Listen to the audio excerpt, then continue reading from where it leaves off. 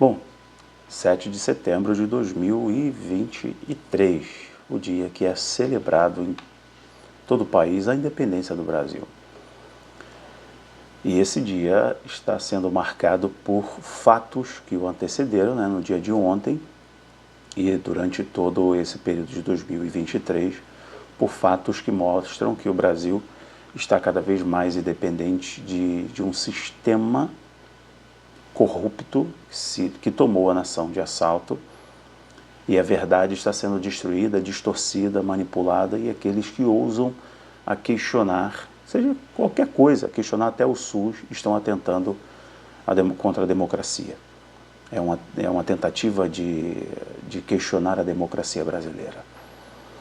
Bom, essas coisas nos remetem diretamente às palavras proféticas de George Orwell, em 1984, com o estabelecimento do Ministério da Verdade, no seu romance político.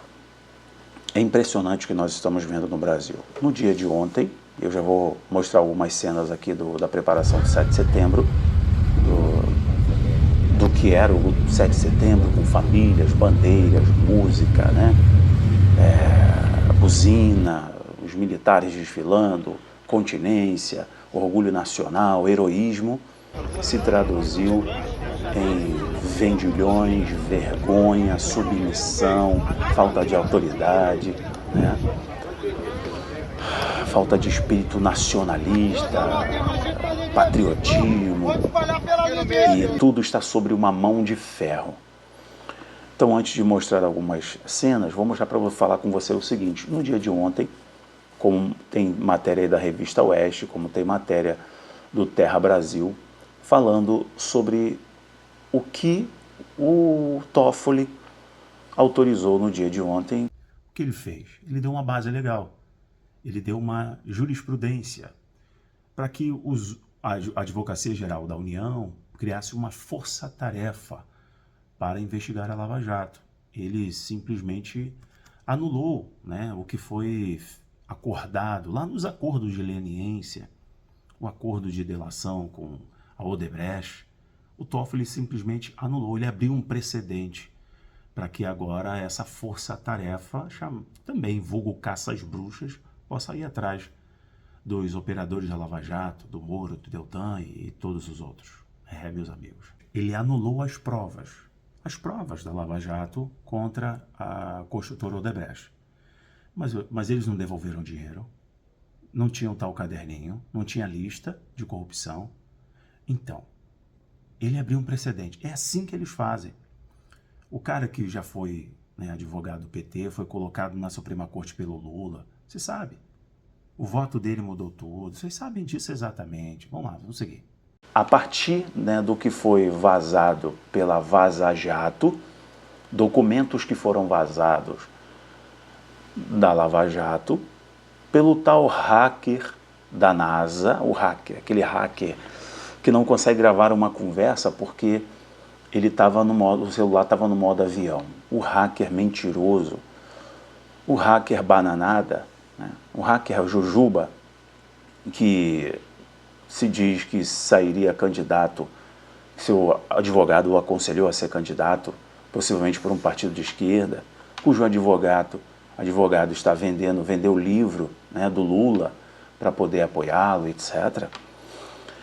O tal Delgatti, que é o super ultra mega blaster hacker, que foi lá, participou da CPMI, da CPI, e vomitou um monte de coisa que não pôde provar durante o interrogatório da esquerda, deputados de esquerda, parlamentares de esquerda, mas quando foi alguém da direita, ele se fez do direito de ficar em silêncio. E a partir dos documentos da Vaza Jato, que foram denunciadas através das trocas de mensagens de então operadores da Lava Jato, procuradores da Lava Jato, lá no Telegram, o Toffoli ontem autorizou investigação contra a Lava Jato, para apurar a sindicância, para apurar os crimes da Lava Jato. Então, o que nós falamos, o que muitos falaram, que o Nine não seria só as condenações anuladas, como foram anuladas.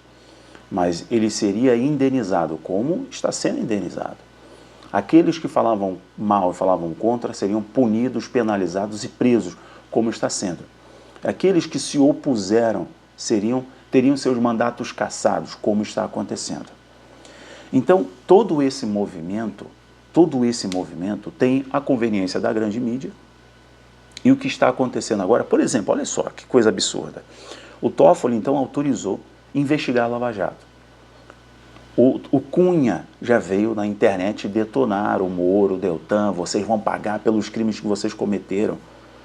Meu irmão, o poste está mijando no cachorro. É muito estranho, tudo muito estranho. E é assustador para quem não conhece a história, assustador para quem não estuda, assustador para quem não está atento ao que nós estamos falando e muitos outros. Que eu parei um pouco de falar sobre o Brasil, porque senão ia ser cancelado, todas as minhas contas iam ser derrubadas. Eu tenho outras guerras para lutar e preciso definir exatamente quais guerras, né? A gente entra, ter sabedoria, ser estrategista. Mas, comentando aqui especificamente, o que vocês estão vendo, que agora o Cunha comentando, a caça às bruxas, não basta ter caçado os direitos do Deltan Dallagnol, mas querem prendê-lo, assim como caçar e prender o Moro.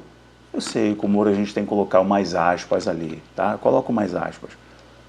Mas é que eles não vão deixar margem, vão criar todo um espetáculo para poder colocar o Messias. Lembra do Messias? Lembra do tal Messias? Advogado-geral da União agora, se não falha a minha memória. Esse tal Messias, ele quer a vaga no Supremo. Então vamos colocar o nome dele em evidência. Vamos fazer um barulho na sociedade. O STF ama estar em evidência, ama fazer parte dos noticiários, ama estar no contexto político, ama ser um agente político do Brasil, ama o seu luxo, ama o seu glamour, ama todo o peso que ele coloca sobre os cofres públicos e o peso do cidadão comum que está pegando um BRT, um busão lotado, com suvaqueira, desesperado voltando do trabalho. Porque os caras, para trocar o carpete e o piso do STF, os caras gastam R$700 mil. E é claro que uma pessoa que assiste a Globo, por exemplo, vai falar, não, isso é normal. É normal porque a Lava Jato cometeu muitos excessos, muitos desatinos. Mas quem fez esse comentário na Globo News no dia de ontem foi um advogado amigo do Lula. E a Globo News colocou um advogado amigo do Lula para comentar a decisão do Toffoli. É tentar fazer com que todo aquele que chame o corrupto de corrupto seja preso. Aquele que critique o SUS esteja tentando contra o Estado Democrático de Direito. Os caras estão criando um sistema tão terrível que é totalmente semelhante ao que está sendo feito, que foi feito no decorrer da história dos regimes totalitários. Do alinhamento total. E não adianta, gente, não adianta pensarmos em parlamentares, porque os partidos são comprados por orçamento secreto. O tal orçamento secreto que tanto criticaram, né? E muitos crentes criticaram. O tal Centrão, que chamavam Bolsonaro de tchutchuca do Centrão, pois agora está aí. Cadê a Moser, que deixou o cargo como ministra dos Esportes? Por quê? Porque o governo percebeu que não basta só soltar milhões, até casa de bilhão, para poder comprar os parlamentares, mas precisa trazer os partidos do Centrão para a próxima. E vai fatiar ali o Ministério dos Portos e fatiar o Ministério dos Esportes com os partidos do Centrão, porque não tem governabilidade.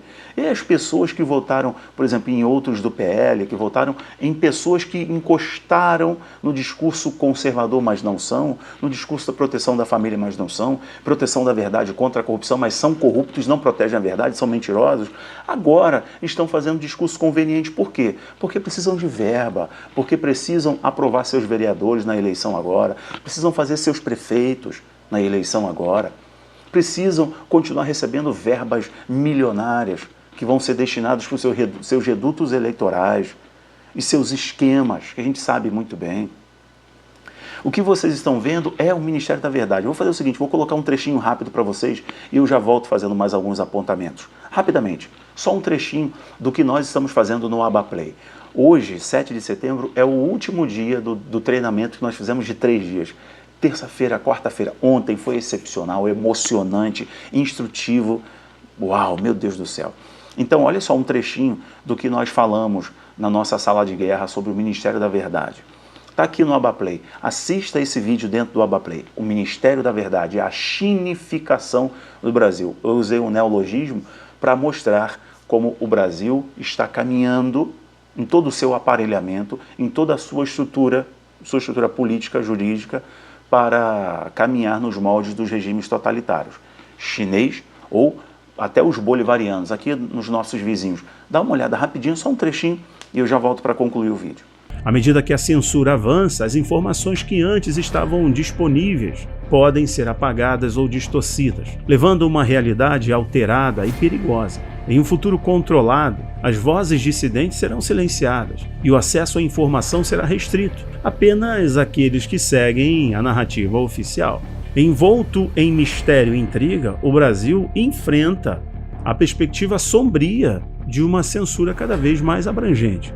À medida que a sombra do Ministério da Verdade se aproxima, resta saber se o país conseguirá resistir à erosão da liberdade de expressão e proteger sua democracia ou sucumbirá às garras fétidas do autoritarismo. Vamos dar uma olhada nos regimes à nossa volta e termos uma visão um pouco mais ampla no final. Vamos falar dos regimes totalitários e a censura na América Latina.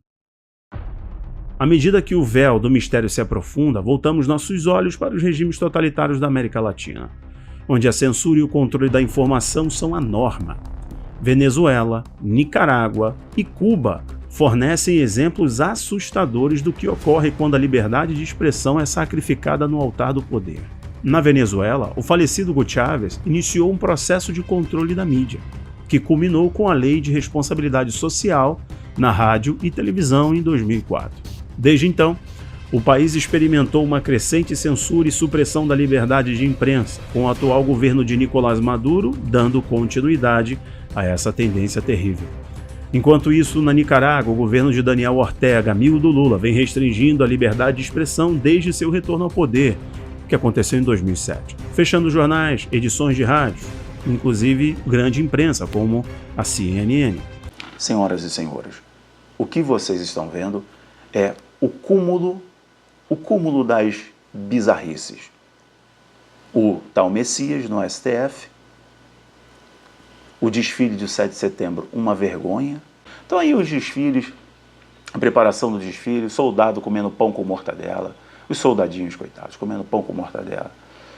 Os caras estão enchendo de maquinário, entupindo o maquinário no 7 de setembro, criando barracas ali, e até uma espécie de ilusionismo, para quando o helicóptero passar da Globo, né, e quando o repórter da Globo pegar um ângulo que dê a sensação de que tenha muita gente, mas são sindicalistas, servidores públicos, né, e uma galerinha aí do MST, que foi todo mundo que recebeu R$20 e mais um pão com mortadela para fazer uma demonstração de que o 7 de setembro está sendo celebrado e que a democracia voltou, o amor venceu, a liberdade e a democracia venceram. É vergonhoso o que acontece no Brasil. Aconselho você a estar hoje, às 19h30, conosco, no último dia do treinamento e lançamento da Abaplay. Ó, com até 50% de desconto você consegue clicando no link aqui agora. Esteja comigo hoje às 19h30, aguardo vocês. Hoje vai ser sensacional o feriado, espero vocês. Um abraço. Tchau, tchau.